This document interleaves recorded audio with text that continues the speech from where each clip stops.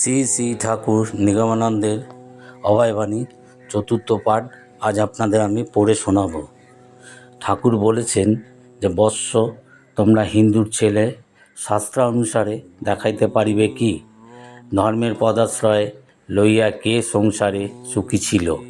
বরং ধার্মিকেরাই পদে পদে দুঃখ কষ্টে পিষ্ট হইয়াছে। স্বয়ং শ্রীকৃষ্ণের আশ্রয়ে থাকিয়াও পাণ্ডব ও দ্রৌপদী কি বিড়ম্বনা ভোগ করিয়াছে জানো না কি?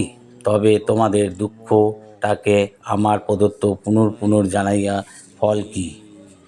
আমি তোমাদের শত্রু নাহি, শুধু শিষ্য নও, প্রাণাধিক পুত্রতুল্যে স্নেহ করি। যদি তোমাদের সকল দুঃখ দূর করিবার ক্ষমতা থাকিত, তবে কি নিশ্চিষ্ট হইয়া ছেলে মেয়েদের দুঃখ দেখিতে পারিতাম? তোমাদের এই জন্মান্তরের সঞ্চিত কর্মরাশির ভিতর হইতে কি প্রকারে ত্যাগের পবিত্র পথে উন্নীত করিব ভাবিয়া আকুল হই।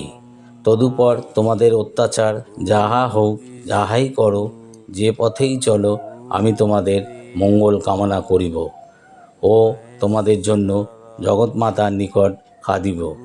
আর কি করিতে পারি?